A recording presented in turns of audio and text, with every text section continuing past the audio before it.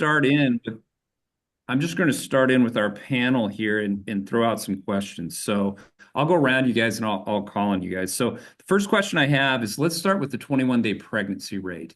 So I'm sure you guys all know what that is. And so let's go ahead. I'm going to start with Jeff. Jeff, what are you guys running right now? We're right around 38%. We used to be in about the mid 40s until we started implementing more sex semen. And then as we've started concentrating more on the beef on dairy, our herd is older too. So we've slipped a little bit from the mid 40s to about the high 30s. Yeah, So those are two good reasons why you might see a bit of a change. How long would you say you've had? That's a high preg rate. Okay, I'm going to say anything in the mid 30s or higher is pretty high. How long have you guys been able to achieve that then? probably since 2014, 15, when we kind of did Okay. some auditing of our program and started double off sync and changed everything around. Okay. So Good. Chuck, you're next. Yeah, hi. Our preg rate right now is running about 42%. It's been there probably for the last 3, 4 years. Pretty much, pretty much keep it there with good protocols in place and compliance with how we're doing things. So yeah, we're real happy where we're at right now. All right, Dave. Yes, good morning, everybody. We run about 41%. Also, I would agree with what Chuck said. Protocol implementation and following protocol is very, very important. Something we stress with implementing them protocols is minutes matter, not hours. So when you have a bunch of off-sync cows set up, it matters what end of the pen you start on, where you start, how you start. Minutes matter, not hours. It's very, very important. Timing is key. Great. So, all right, guys, one of the questions I'm getting, these are very high preg rates, high 30s, low 40s. One of the biggest questions I'm getting now when I'm out and about doing my extension work is you're drying off cows, obviously giving a high amount of milk when you have these high preg rates. So as you get higher and higher preg rates, you're going to be drying off cows giving a lot of milk. So I guess my question is, how you guys have specific protocols for drying off cows giving a lot of milk, or are you just going ahead and drying them off? And maybe something about your dry cow program. So let's go with Dave first. Yeah, so we used to just dry cows off, and you're right, we dry off a lot of cows that are milking 100 pounds a day yet, but we used to just dry them off. They were on full milk, full feed, and just dry them off, and that was pretty hard on her. She bellered a lot. We had some milk leakage. We didn't see a lot of mastitis problems, but she was uncomfortable. And so last year we added a little piece of barn on for some special needs, hoof trimming and stuff. And so we made a little pen in the corner. And so now 5 days before she goes dry, we put her in that pen. We take her from 3 times a day to 2 times a day milking, and she starts eating dry cow feed. So by the time we dry her off, she's pretty low on production, and that has made a tremendous difference on cow comfort wise. We really, really like it. I'm very, very happy we implemented that and wish I would have did it years ago. Okay, great. Chuck? Yeah, well, we pretty much on the day of dry off, we try to get a 56 to 60 day dry off period, and we pretty much dry them off at they milk 3 times a day, but they're dried off cold, and once they get dried off, they go right into the dry pen, into a different ration, obviously with the dry cows. We don't dry treat hardly any cows anymore, and we don't use tit sealant anymore, just because we're trying to get away from some of that. We do monitor them very close the first 4 or 5 days, and if there's any problems, we'll pull them back out and do what we need to do. But we've had really good luck just drying them off flat and kind of leaving them as they are. We have tried some boluses. There's some reaction like a dry bolus that we've used on the highest producing cows, and it seems to be working just fine. Not a big issue that we're having with the protocols we have in place. Okay, great. Jeff? we're 2x milking, so we're already backed off a little bit compared to others. But towards the end, if I usually base it off their log cell count score, and then we'll shorten the dry period a little bit if they're still milking pretty heavy. I still shoot for a 60-day dry period. Otherwise, it's like 53. I'll just wait a week or two if they're still milking heavy. But otherwise, we just basically quit cold turkey. We do still dry treat and use Orbiseal. So, Okay. and switch ration, obviously, when we move them down. So Good. Yeah, that's just a question I've been getting a lot out there. How are we dealing with these cows? I mean, that's a logical outworking of really good repro. It's something that people are asking. So interesting to hear. Um, let's get into your repro program, some specifics then. How about what is your first service breeding program and the voluntary waiting period you're currently using? And is it the same for first lactation and older cows? So let's go, Jeff, why don't you go ahead and go with that one? We have a 76-day voluntary waiting period is the earliest we'll breed them. We herd check every 2 weeks, so our average is like 83 days on the first breeding. We'll use double ov sync. We'll vaccinate and use double ov sync protocol. It's the same protocol for both first and later lactation. The only difference is we do double dose the GnRH on that second round of ov sync for older cows. Not I the do younger ones, so. not the 2-year-olds. Okay. And then we do I do vet check on that second round of ov sync to make sure we're cycling and everything's fine. We'll implement a cedar if we have to, Okay. if we're not have a good CL. And So, when did you implement the second prostaglandin for the older cows? Do you the remember? second prostaglandin, I guess I've done that for 3-4 years, but then I do double dose the GnRH too on that second round as well. Which GnRH treatment are you talking about? The first one? The vet check one. So it'd be starting the second round of OvSync. That was something the vet recommended to try. I guess I've only been doing that for about 6 months, so I'm not 100% sure if that's doing me much good or not. But then the double lute shot, I've been doing that for 4 or 5 years. Okay, good. And I think that's helped. Okay, good. Dave? Similar, we're 78-day voluntary waiting period. We are same on cows and heifers, first lactation and older cows. We toyed around with pushing back that voluntary waiting period on the first lactation cows, but decided not to. I don't know if it paid or not. We do the double prostaglandin. We do the double GnRH as well. We are still pre-sync off-sync. It's always worked well for us, so we've stuck with pre-sync off-sync. We do not preg check at all before, or ultrasound them before, I should say. We just go ahead and do a time breeding on them.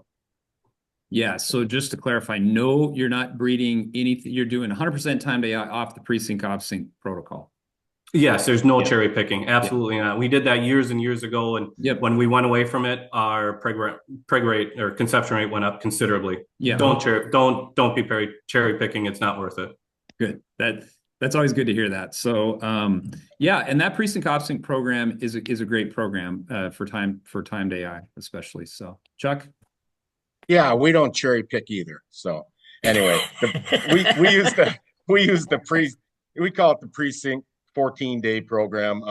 We obviously started with the prostaglandin on a 1 shot and the prostaglandin 2 shot, at like 41 to 47 days, and the second shot at 52 to 59, whatever it is. Then after that, we would start them on off sync with the GnRH. Every Tuesday we have our herd check, and that's when we start the cows on off sync.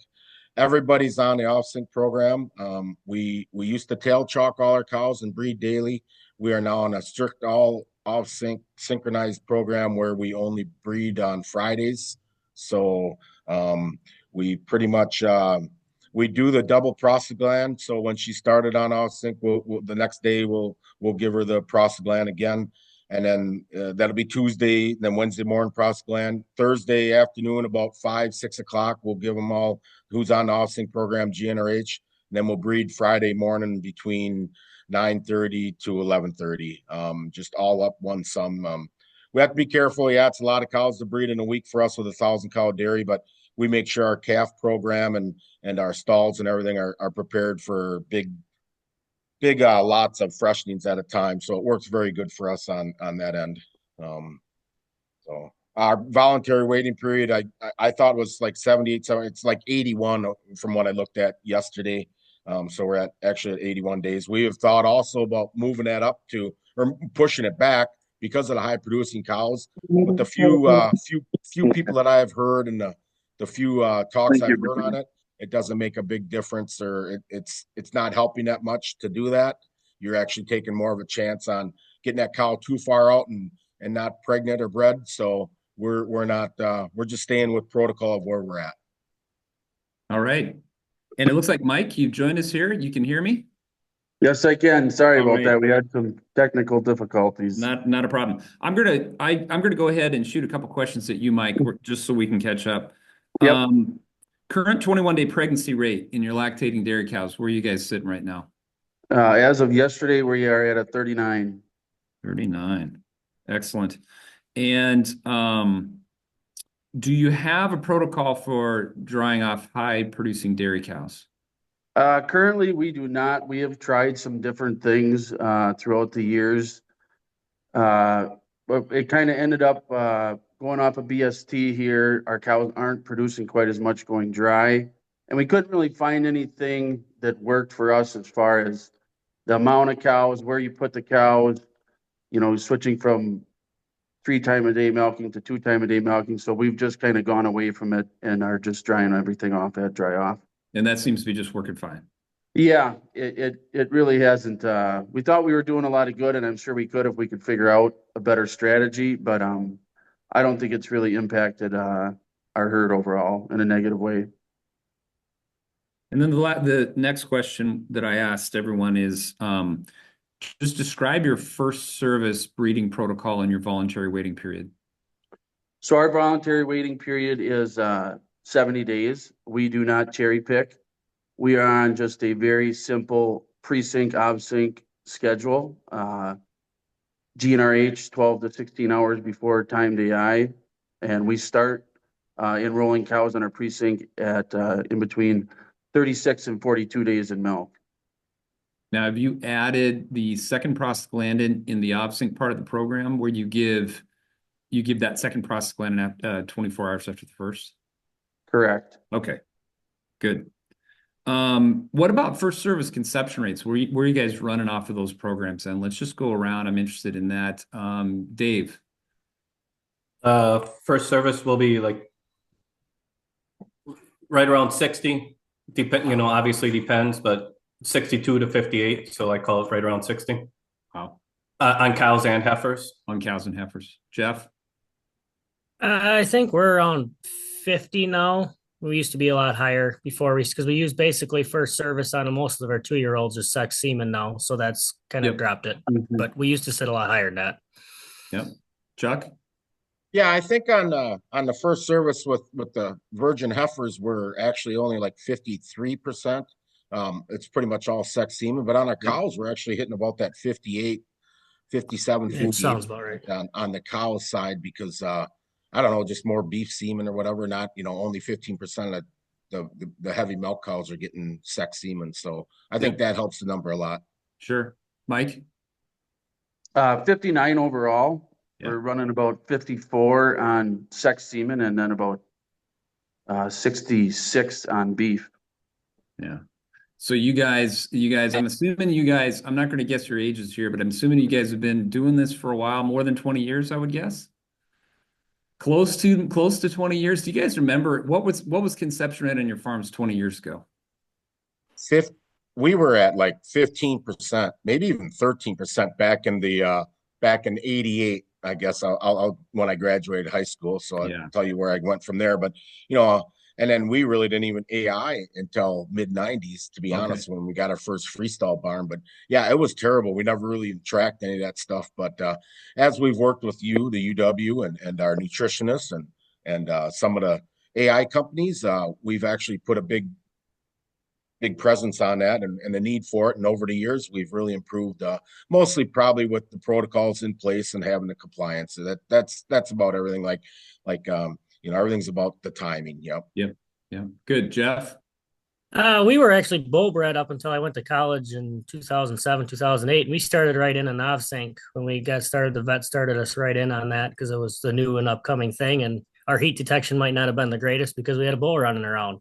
So we've been OVSyncing for that long, I guess. But I think it's definitely since we started doing the double OVSync and then fine-tune the pre-sync OVSync, I think our conception rates definitely improved a lot. Okay. And I don't think we were ever 15% because we had a bull about that time. But yeah, but who knows what he was, right, Dave? Yeah, well, yeah, and he got kind of ornery once in a while. So I'm glad he's gone. Yeah, Dave. Yeah, I started farming on my own in 2002 on a rented facility, and I don't remember exactly where we were, but I'm sure it was in the 30s. It was not great. So when you started the timed AI stuff, that was a game changer. Absolutely. Great. Mike, you remember? Yeah, Maple Ridge has been doing obviously for a lot of years, but as information and technology has gotten better, it's improved a lot. I'm not sure what it was 20 years ago, but I would say probably roughly half of what it is today.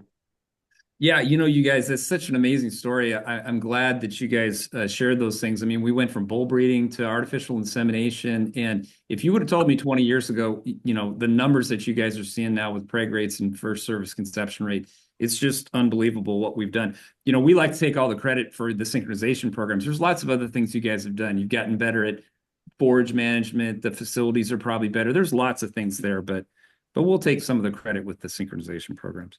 Okay, so another question, another technology that's really kind of increased of late are these automated activity monitoring systems. I want to know if you guys have one of those systems and maybe how you're using it for repro, and maybe also include if you're using it for transition cow management, or maybe you don't have a system. So, Chuck, I'm going to start with you. Okay. Yeah, we never had anything other than milk weights through our parlor that would kind of give us any kind of clue if a cow needed a little extra attention. But last December we did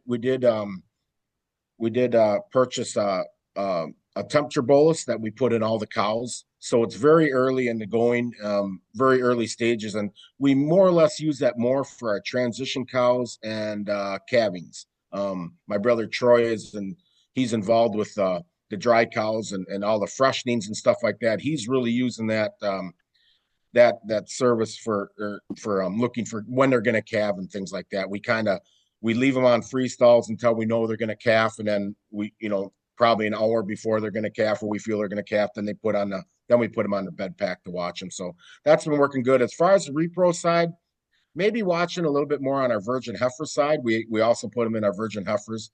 On the cow side, I'm watching it, but we're not implementing anything yet. Everything's going so well, we don't want to screw it up, but we hope in the future maybe we could use it more for the reproduction. But right now we're just focusing on the transition cows with that bolus, and we're seeing pretty good results this last couple months already. My daughter Kaylin is our herds lady, and she's really learning the system well and looking up at. We used to have our post fresh all locked up, for an hour or two, when we're temping every cow every other day or whatever needed cows needed to be. Where now she can just get a herdsman list through this program, and she's maybe checking half the cows, and we're really down on treating for ketosis and things like that. So I think we're just catching cows that much quicker and just being proactive with our protocols, and the system's actually working better than I thought. Great. Mike? We do not. We DHI test once a month, and no technology as far as heat detection. Okay. Jeff? We have activity monitors in the heifers. We did invest for that mainly because I don't want to walk over there 3 times a day. That shed's not where I'm at. But for the cows, I guess it's kind of on my wish list someday. I'd like activity monitors or something for transition cow health. But what I always do is 3 times a day, I do walk all the pens. I have the 21-day interval. Every Monday, we tail paint all the cows that are on the 21-day interval for Wednesday of that week. I walk the pens 3 times a day, basically physically find each cow, looking at tail heads, watching them. And basically that's kind of how I can catch most of them coming off if they don't settle that first time AI. And same with the fresh cows. I'm always walking that pen if I can help it after chores.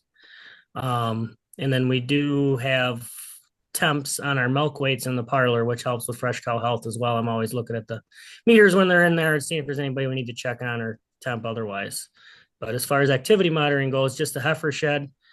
It works great for the most part. I do struggle with it if I sort them around or if we bed the shed.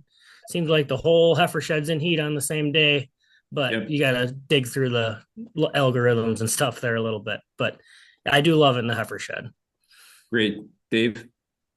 We do not have any activity monitoring either. We looked at it a few years ago. We did a trial run. We didn't care for it. My stance is I want to stay up to date on it, keep it in front of me. if I lose a couple good key members of the team, then it's going to become probably more important. It'll be a tool that we use, but for now, no, everything is done by employees. They're great with the cows. They can pick them out. So that's how we do it for now. Fresh cows, we are still kind of old school. We lock them up, we check them, get them to pee. Our fresh cow health is pretty good, so that goes quick, but we do lock them up every morning. All right, great. So I want to move on to the preg check. There's different technologies for doing this now. So when and how are you doing your preg check after you do that first breeding then? So let's start with Dave. Okay, well, I have preg check here in about 45 minutes. So as soon as we're done here, I'm going to head back out in the pens and check cows. But we check at 32 days, we ultrasound. We ultrasound every other week. So at 32 days to 45 days, that's our PG1. We PG2 with the ultrasound also at 55 to 68 days. And then for our dry off, or what I call our PG3s, we use the milk test for that. So, Okay. And then when we're doing our PG3s, that's when we sex also. We used to be more important when we use conventional semen. Now we use basically no conventional Holstein semen anymore. So it's either beef or sexed, but you still get a few bull calves. So it helps with projections looking forward for our heifer flow, calf flow numbers, just herd projections. So that's why we still sex. Okay, good. Chuck? Yeah, we had just got done with preg checks here. We do them, like I said, every Tuesday. So we're ultrasounding everything at 32 days, 32 days bred. If open, most likely they will get a cedar. Or if we have to re-enroll them, like I said, or actually if they're open with us being in the program, we give them GnRH the week before. So this week, if she's open, we can actually turn her over and breed her on Friday again. So But you're preg checks at 30. you're setting up with GnRH a week ahead of the herd check. Yeah. Yep. Yep. So that way, if we do get them open today, that they're automatically in the sync program, and we'll treat them like a sync cow and breed them on Friday. Okay. We'll recheck pregnants at 67 days. At that time, we also want to sex them. We mostly just use sex semen and beef semen. No more conventional at our farm either. It's been a couple of years already, I think, since we've used conventional semen. So, but we still like to sex them. The vets are so good at checking that and so quick that even if they're beef, my brother likes to know if they're heifer, bull. And same with the sex semen. We want to make sure that she's still sexed because there's still be about 5 to 8% that sex semen will come out as a Holstein bull calf. But pretty much there. And then 4 to 6 weeks before they're dried off, our milk testing company will do a milk sample at that time, and we like to do it that way so we're not bothering the cow much. Less irritation for the cow, one less time to be sleeved. So we do like that for on the late lactation pregnancy check. That works really well for us because we had in the past, if we sleeved them all, every once in a while we'd get a couple off feed because of the irritation, I think, from the sleeving that late lactation. But so the milk thing is very accurate, and we've been using it for a long time. How many cows do you find open at that late check? Very, very few. Yeah. Very few. Yep. And a lot of them, it's funny, a lot of them might have been twins with twins in the same horn kind of thing. Sure. So it's important, but yeah. Okay. Jeff? We check it 32 days. Usually if they're open and they've only been serviced once, we'll just re-enroll on a regular av sync. If they're open and they've been bred twice, we'll do a cedar sync twice or later. And then we do another check at 60. Like they said, we sex them at 60 if we have to. I guess I don't get as worried about a sex semen or beef. I don't really care. We raise everything. And then we do another check later, like 110 days, and then I have it set up. They get a couple of vaccines at that point too, a lepto and something else. So, Okay. Yeah. Good. Mike? Yeah, we check at 32 days. If they are open, we will re-enroll for the following week. We do not use any cedars. Our P2s are at 60 days. We do sext all of our calf, beef, and Holstein, and then we will have a dry off check, which is close to that 200 days carried calf. Right. Yeah, Good. yeah, if I could comment again, Yeah, yeah. Paul, on our program, I'd said anybody open gets a cedar. And our virgin heifer program, it's like that. But with the cow program, unless they're cystic or the vet doesn't like what he's feeling, then they'll get a cedar. But if not, then we'll re-enroll Yeah, them like a probably normal based on cow. a presence or absence of a corpus luteum is usually what we're telling the vets Mhm. as far as whether or not to use a cedar. Exactly. Yep. Good, good. Yeah, okay. So here's a question that I think of a lot, and I want to see how it's maybe changed over time. How many chances do you give a cow before you give up trying to get her pregnant? How many breedings are your cows going to get? Is it a standard number? Does it depend on the cow? What does that look like, Dave? So that's cow by cow for us. There's some cows, maybe only 3 or 4 breedings, and some cows get out to 6 or 7, depending. If she's 250 days in milk and we're checking her and she's still milking 130 pounds a day, I'll go ahead and resync her. We resync everything as well. So we'll resync her, and if she's open, we'll lute her or give her a prostaglandin and breed again. But you get a cow that's a problem transition or is maybe getting up there in lactations, we will just mark her as no more AI. That's a term we use, meaning if she comes back in heat, this gets checked open and then is D&B'd. But so it's a cow by cow basis for us. Okay, Jeff. It's kind of cow by cow. Basically, when we start hitting that 180, 200 day window, it's whether I keep throwing services at her kind of depends on that. But for the most part, if we're breeding them, we'll have 3, 4 services in them pretty easy. But I never go any farther than like 220 days. It's got to be a awfully nice 2-year-old to even try it at that point. So Okay. they're worth Chuck? more as cull cows at Yeah. that point than they are Yeah. still Cow milking. prices are up. Chuck? Yeah, same thing kind of here on that. But I mean, it's all about production. It's all about how the cow looks, how she's walking, how good of an udder she has, and production. Just the cow in general. We're pretty hands-on here yet and I make the vet list every week. So if there is one that's not milking as well, or I know she's been bred enough times, I will put on the sheet if open D&B. So the people out in the barn do know that, hey, we're not going to resync her, we're not going to start her again. But it's mostly about their production. If they're milking well and they're looking fine, yeah, I get some out there five times, 6 times. My vet, the one he gets a little ornery about it, or he's like, we should just D&B, and he's probably right. But I still have some favorite cows here and there, and so I watch it pretty closely, and then I will give up on some a little bit quicker, depending mostly on production. Okay. How Mike? did they transition? Also, how did they transition? Was Sure. she a hard transition? Did she have twins early on? And I mean, some cows just going to tell you when they freshen already that, hey, I'm probably not going to get pregnant again. Awesome. Mike? Yeah, I'm kind of with Chuck there. It's pretty much based off of production. When they're getting out there 4 or 5 services and over 200 days in milk, it's how much milk are they giving? What's their body condition? Are they up there in lactations? I do tend to give those 2-year-olds, 1 or 2 more extra services than I would an older cow, just because I'd like to keep them in the herd. But yeah, kind of agree with Chuck there. Okay. Good. All right, so I want to switch gears a little bit. You guys all alluded to the fact that you're using sexed beef semen. I want you to just describe how, I think the question is how do you decide which cows to breed with what semen type? How many times you're going to breed them with, say, sex semen? Are you genomic testing or using pedigrees? Something maybe about the beef sires that you're using. So just a little bit more about how you're using sexed and beef semen. So Mike, I'm going to start with you. We are genomic testing. We kind of dabbled in it.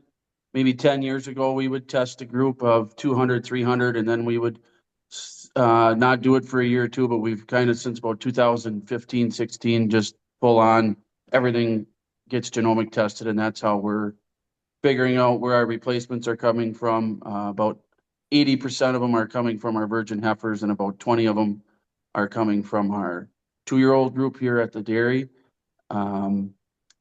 Our beef semen usage, we're strictly just beef semen and sex semen, no conventional. We are about 95% limousine semen that we're using in our cows. Our heifers are getting strictly Angus. So we like the birth weights on the beef, on the limousine beef, a little bit better than the Angus. So that's kind of our strategy there. Are you selling those crossbred calves right away, or you feeding them out? No, we are selling them about a week, 5 to 7 days old. Okay, good. Jeff. All of our virgin heifers get sex semen twice, and then they'll get conventional after that. 2-year-olds, the majority of them get sex the first time, and then there'll be beef after that, unless it's a really outstanding 2-year-old. I might try again, but and then the rest is all beef. We use Angus semen for our beef. We do finish out our steers. I guess we've been raising them my entire life. We even used to have pigs when I was in high school. So, but we've raised steers since before it was cool. The only difference is now our steer shed's probably 80-90% beef crosses instead of Holsteins. So that's worked out real nice for us. But yeah, we finish them out, and yeah. So since you're finishing those out, the question is, sexed beef semen. Any sexed beef semen? Have you thought about it, or have you tried it? Or we've tried it, but my problem is with it, I'm using beef on my lower fertility animals. So when I start throwing the sexed at it, then I've got an open cow that I want pregnant. So it's not worth it to us. We just raise beef heifer crosses, I guess, and it takes them a month or two longer to get there. But I also don't have bunch of open cows running around that I'm still trying to throw sexed male at. So I guess we've dabbled in it, but we didn't stick with it. Okay. It's a big question, I think, that's out there now. So, Chuck, what about you? Yeah, well, we've been genomically testing all our heifer calves for a long time, or since it came out. It's been very important. We've used it. We use it a lot of the things how I do with the animal are made off the genomic markers and stuff like that. So right now we got about 80% of the cows at our dairy are bred to beef, and obviously 20% to sex semen. The heifers, 85% are bred to sex semen, and about 15% actually get bred to beef, because on the heifer side, we'll give them about 4 services per conception on the virgin heifers. On the cow side, it's mostly 2-year-olds, or cows that get sex semen at the dairy are over 800 net merit. That's kind of how I judge it, or DWP is kind of how I keep them, but net merit is what I look at for breeding. If anybody over 800 gets mated to sex semen, and then from there, I still judge if I'm going to use sex semen on an animal when it comes time to breed her. Not everything. Usually 2 services of sex semen on the mature cows, and then after that, it goes to beef semen. Like I said, the genomics are a big part of how I breed the cows and what I use. We use a Sim Angus in focus beef semen. We got 4 or 5 guys that buy the calves at 3 to 10 day old. They're all very happy. They don't care if it's a heifer or a bull. So we haven't tried to sex beef semen at all. So that's where we are there. Great. Dave? All right. We do not genomic test. We use lifetime net merit, parent average is how we rank our cows and our heifers. And then we breed beef and sexed according to that. We have 86% of the cows are bred beef, and 19% of the heifers are bred beef. And then obviously 81% of the heifers are sexed and 14% of the cows are sexed. That's how we determine that. We use an Angus bull. We sell our calves 3 days a week. We have a guy that comes and picks them up. We get paid the same on heifers and bulls, so we are not using any sorted semen that way, because as long as he or she is over 75 pounds, we're paid the same. So no sex semen there. We do breed. We will breed twice sexed. If she's deemed good enough for Holstein, then we breed twice sexed, and then we'll use a little bit of conventional semen after that. So that's how we determine who gets what. Okay, great. Angie's got her hand up. I think a question came in. Angie? Yes, for the panelists, if there's one thing you could change about your repro program, what would it be? All right. You guys heard the question. One thing you could change about these preg rates are pretty doggone high. Let's see if there's anything you could change. Jeff? Well, I already stated my frustration with the heifer shed and the activity monitors. I wish I don't know how to fix that. But then the other thing that I guess we don't currently genomic test. That's something maybe we should do. It's based off pedigree matings. I know with my inventory numbers that the AI company goes through once a year that I need 6 heifers a month. So if I have 7 or 8, or if I have a few extra, I'm just going off parent average or lung scores in the calf barn. When we move out of the calf barn, they get identified as steers coming out. So we'd probably be better off doing some more genomic testing and being more accurate on who we're culling out of the calf barn and throwing in the steer shed. Okay. Would be David? something. As far as changes to the protocol, I can't think of anything I would want to change right now. You know, my nutritionist has told me this years ago that I really like. You can fix it till it's broke. So we try not to mess with too many things once they're working. So we're gonna stick with that's why we're still precinct offset, because it works. Yep. So at this point, I don't see any changes being made. Great. Chuck? Yeah, not much either. When you got good numbers, you don't want to screw around with what good things are. I guess some of the simple things would be if there's some way we could move that GnRH shot from Thursday at 6 o'clock back to 4, that would help. That way my herdsmen don't have to be here a couple hours later on that Thursday. But it's such an important timing shot that's the way it is, and that's the way we're going to have to do it. And I hope in the future that some of these monitoring systems get good enough, or that where maybe it takes some of this administration of medicine to the cows get less in the future, hopefully. But not right now, but hopefully sometime in the future. Mike? Yeah, I kind of agree with these guys. There's not too much I would change as of today. We've changed a lot of things over the last probably 8 years, and things are going really good. So I guess maybe invest in some activity monitoring technology to catch some of those standing heats that we miss sometimes. Good. Yeah, that's a question that we used to deal with, I think, a lot. Now the preg rates are pretty high. I think people are pretty happy with where they are with repro. We kind of know how to get this done now. And there's obviously new technologies that are always coming that we have to take a look at. One more question on the cows before we move on to the heifers. For a long time in Wisconsin, herd turnover rates sat in the low 40s. Now that we have really high preg rates, you guys can manage your herd turnover rate because you can produce the number of heifers that you need as far as calling. So I want to know what your herd turnover rate goal is nowadays, and whether you're there or whether you're still trying to manage that. So Chuck, let's start with you. I was hoping you wouldn't start with me, but anyway, we're actually pretty high, guys.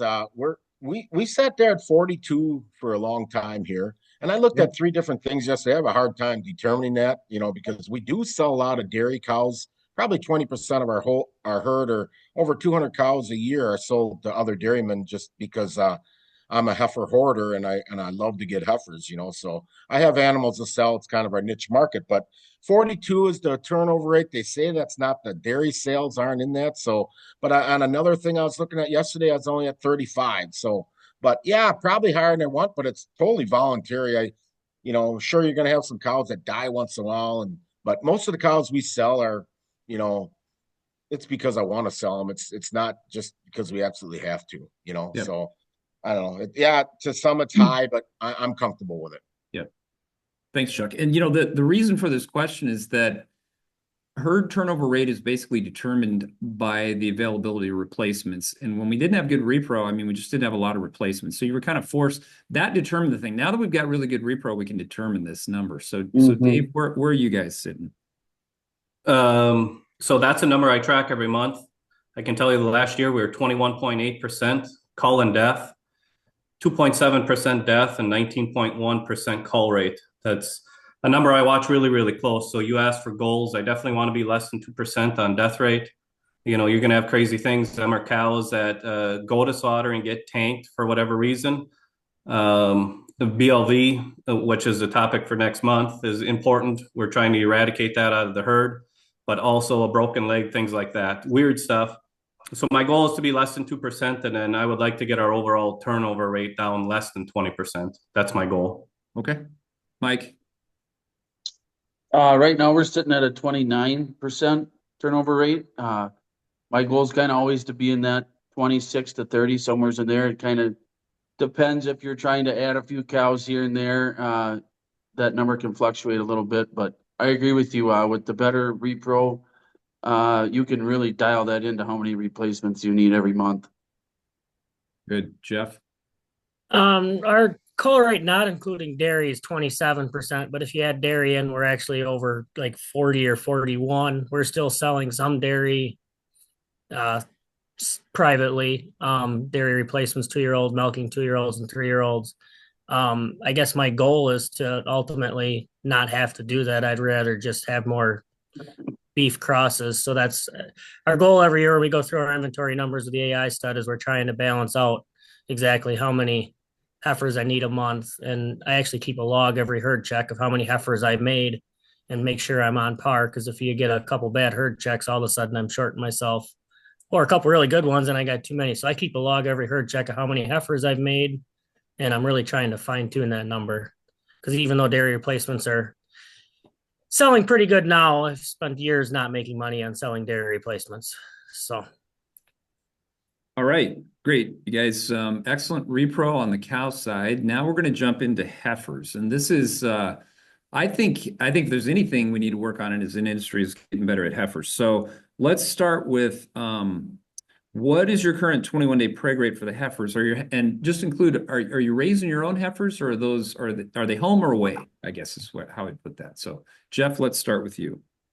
We raise everything. Ours are home. They're on a pen pack. Our 21-day preg rate, I guess I kind of had a hard time finding it. I don't know if it's 34, if I'm looking at the numbers wrong, but it could be a little bit better there. We will start breeding at a year and 2 months based off the activity monitors. And like I said, I get a little noise with every time you bed the shed and stuff. But yeah, we raise them and breed them all ourselves. So. Okay. Dave? Our heifers are all custom raised. Our calves are raised at a neighbor's, and then they go to my father-in-law's in western Wisconsin, where they're raised. We start breeding at 425 days, and preg rate over there runs in the upper 30s to 40 as well. Okay, good. Chuck? Yeah, our virgin heifers, yeah, we tail chalk daily at there. The heifers are raised at my first cousin's place. He's got a really nice freestyle set up there for our heifers. Yeah, tail chalk daily, and our services of conception are right at 2. It's actually worse than our cows right now. We're right about 38% on preg rate,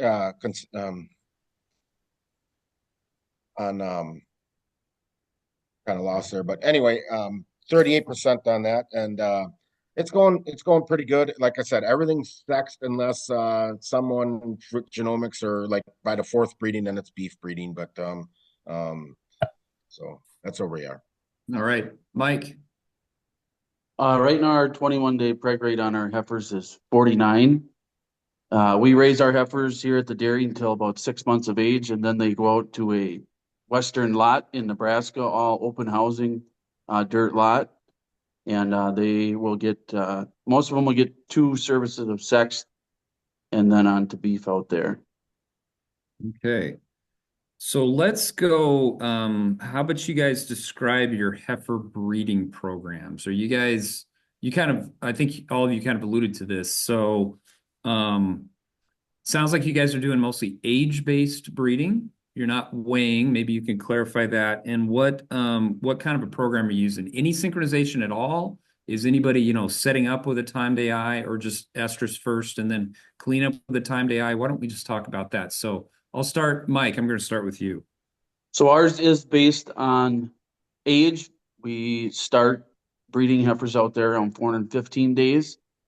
It is based off synchronization. We will, they enroll out there, I believe, 2 to 3 weeks. They will get a prostaglandin shot before they would be eligible to breed. So there is some And they do use some cedar sinks after a few times called open and different things like that. How many chances do they get to? 4. So the nice 4. thing about being out west is there's a lot of Angus bulls out there. So we will go for up to 4 services AI, and then they do have a bullpen, which is been been surprisingly a good thing to get some animals pregnant and back on the dairy. I don't like to hear that, Mike, but that's fine if that's what they do. Okay, Jeff. I have the vet. We check them at about a year and 2 to make sure A, they're big enough, and then B, I want to make sure they're cycling okay and not cystic or something goofy before I start throwing expensive sex semen at them. We will cedar sink if their intervals are off or something's goofy or if, like they're not cycling. But 5-day cedar sink we will do on the heifers if needed. But for the most part, I'm breeding off the activity monitors. Okay. And then they get 2 services sex, and then I'll go service or conventional. And then we actually, with our pregnant heifers that are on pasture, we still do it the antique way, and I do have a bull. So if they get much more than 2 or 3 services, they're going over with the bull to finish them off. So, Dave. No, we do not have a sync program over because it's my in-laws. I do have some management involvement there, but there is no sync. They get bred off a natural heat. If she doesn't show a natural heat by like 435 days, the vet will check her and then they'll give her prostaglandin or whatever she needs from there. Yes, we breed off of, as I said before, off of age. Chances are at that age, she's old enough, she's big enough. If she's not big enough, chances are she got called out already because she's a problem heifer, a lunger, or something like that. We use 2 units of sex, and then we breed 3 units of conventional after that. Or if she is a beef candidate, then she gets 5 units of beef. If they're not pregnant after 5 services, they get called out. Great. Who did I miss? Chuck, I think I missed you, right? Yeah, so we before they go into pre-breeding pen there, we'll give them a updated Shield shot and some multivitamin. And then we'll wait until they're 395 days of milk or days old, pretty much almost 13 months old. And then we'll allow them to breed them. So really no pre-syncing program on it all.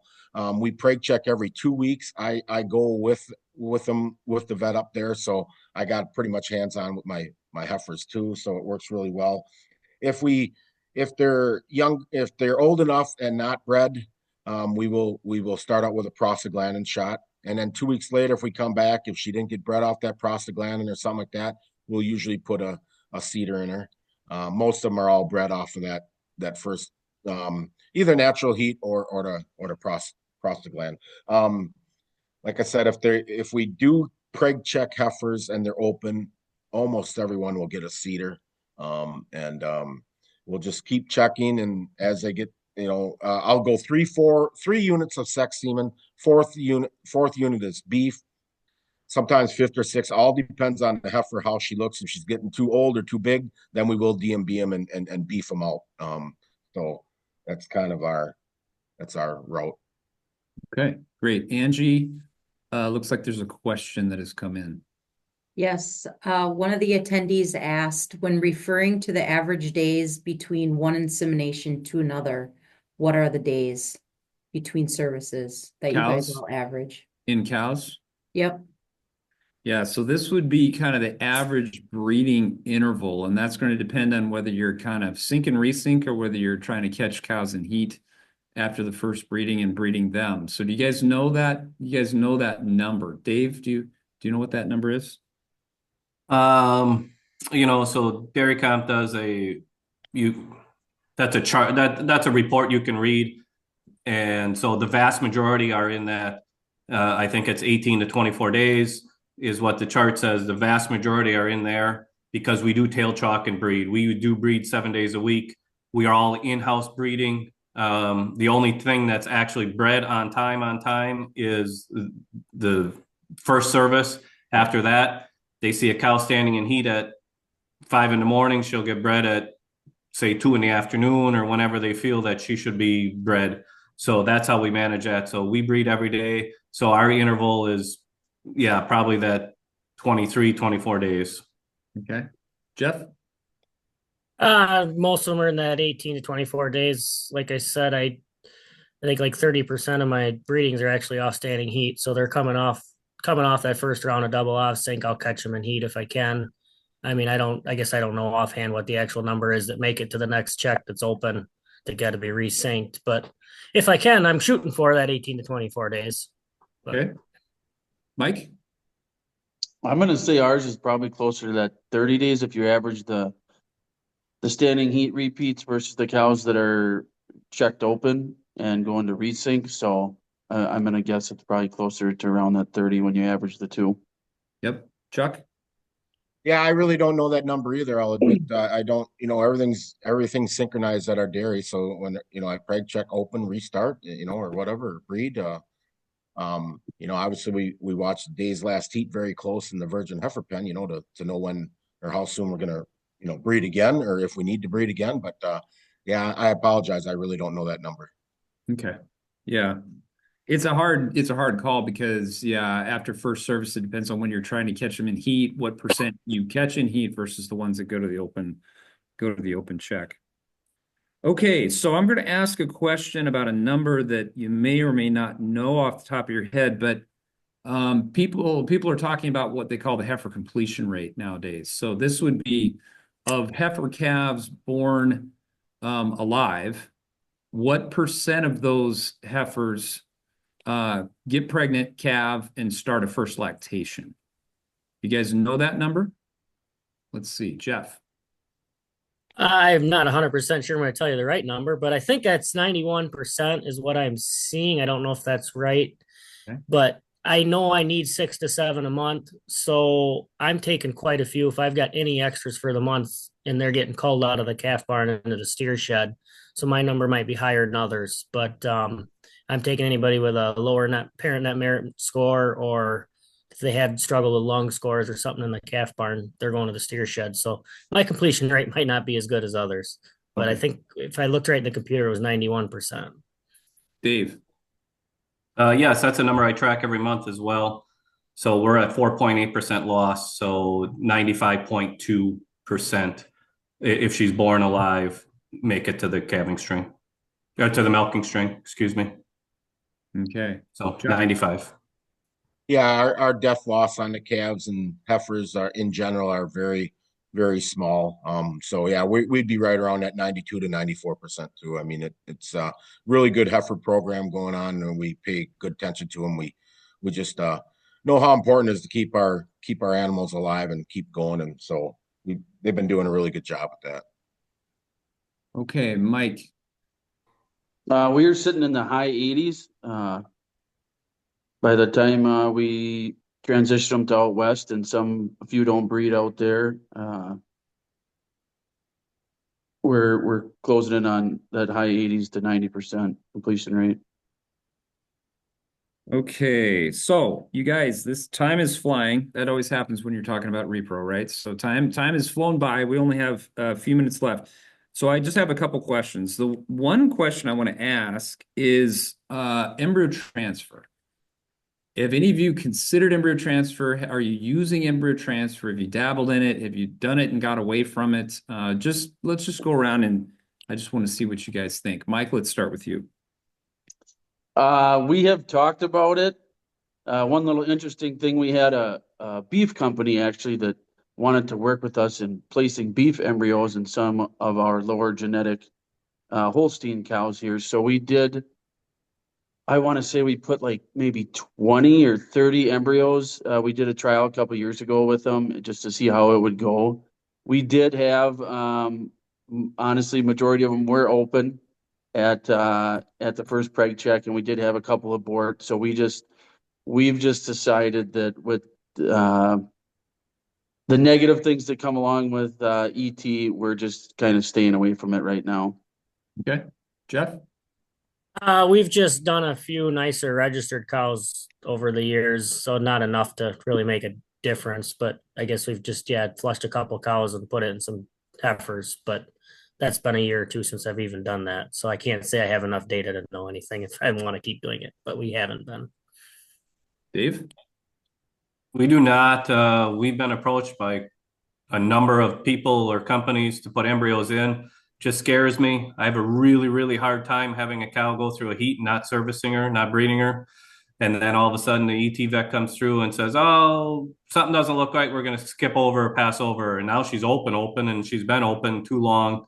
Yep. I just have a hard time. There's a lot of neighbors here that do it. I have brothers that do a lot of embryo work, and they have success with it. I just have a hard time pulling the trigger. I'm not ready to do it yet. Okay, Chuck? Yeah, I dabbled in it 2, 3 years ago. My own heifers, my highest genomic heifers, I would, obviously I'd breed them with really high young genomic sex semen bull, and didn't have the best of luck. The protocol was tough. A lot of administration of shots, and one heifer we do pretty good. We get 5, 10 eggs out. The next one we get 2. We screw around putting them in the animals, and then I have to run up to the heifer farm because I'd put them all in the heifers. It was a lot of running around in that, and after a while we just said, and we got some very good cattle or good cows out of the ones that actually did survive and came through and freshened. But in the long run, I guess I would just as soon buy the best young high genomic semen I could buy, and maybe I'm spending a little bit more on the semen that I'm putting in my heifers, but I'd rather do it that way than through an ET program. Also been approached by a lot of companies that'd like to come in and put them in the heifers and stuff like that. I'm not right there, and I'm not one to make my heifer grower be there when all the ET work gets done. So kind of like what Dave said, we're putting a lot of that other stuff in other people's hands, and in the long run, we're just it just doesn't fit for us right now. Maybe in the future. Okay. Last question. We're getting up against the hour here. I want you to think about, you guys all have excellent reproduction. You're all in very high stratospheric kind of preg rates. So here's the question. What has been the biggest benefit of good reproduction for your operation? What is that primarily brought to you as far as running a dairy farm? And I'm going to start with Mike. I think more milk, honestly. Just more lactations, cows spending more time in peak milk, higher milk. You talk about the high fertility cycle, and I think that is just one of the things that takes a dairy to the next level. When you can constantly have good transition and cows with good body condition scores that breed back quicker, and are able to produce another calf and produce more milk. I mean, that's just made a world of difference here the last, I would say, 5 to 7 years. Great. Dave? Yeah, I would agree 100% more milk. We breed later, a longer voluntary waiting period because we know we're pretty confident we're going to get her pregnant, so we can wait longer. Remember, we talked about 20 years ago, you couldn't get nothing pregnant, so you start breeding them cows at 30, 40 days. Yep. Well, holy smokes. Things have changed. So the voluntary waiting period makes a big difference, and you're getting cows pregnant, so she's going to stick around. So old cows equals more milk as well, and old cows are paid for, so more profitability. I'm in this to make money, make no mistake about it. And the more money, the longer we keep cows around, the more money we make. Great. Jeff? Like he had mentioned before about the high fertility cycle advantages, definitely more milk. When we first improved our fertility, one of the big advantages is we had way too many heifers, and I don't know if that was an advantage or not. I sold a lot of replacements. I don't think I made much money selling replacements, but now with good repro, we're really trying to raise as many beef cross steers as we can. It's kind of become a milking beef herd the last couple of years. So that's kind of what is a real good advantage of getting cows pregnant and getting a lot of calves. So thank you. Chuck? Yeah, just good reproduction brings you less cows that are going to get in their late lactation and open. Every uterus on the farm is so important now with what the value of a beef calf is now. Good milk production, less days in milk. It just all, you're just getting more milk and a healthier herd. And for us, better reproduction, it allows me to sell more dairy cows. Yeah, it's kind of a niche market right now. And I understand what Jeff was saying. There was times when I was selling dairy cows for not much profit, but right now it's been a really good profit. Mm-hmm. And like I said, having every uterus and having a beef calf in her. I mean, now we're trying to, these late lactation cows that maybe ain't milking so hot, what used to be just an easy cull cow because you had so good a reproduction, you had plenty of cows. Well, some of them are kind of keeping around because you got that $800 beef calf in her. So, like I said, every cow is different, but reproduction really opens, good reproduction really opens up your business to more profit. All right, you guys, I just, on behalf of UW Extension, myself, I want to just thank you guys for taking the time to do this. It's really interesting to see what you guys are doing, and congratulations to all of you. It sounds like you've got really good repro. That's a change that I've seen in my career. It was the complaint that just give me a way to get my cows pregnant. Now we're doing it really well. So I think that's improved everyone. So I'm going to go ahead and turn this back to Angie and Jackie to kind of send us home for lunch. Yes, thank you everyone for joining. Just an outstanding conversation that we all had this morning, and we're going to be posting the recording of this webinar and conversation on the Topic Hub on our website. So just appreciate all the conversations and the questions. It was a lot of fun today. Thanks a bunch.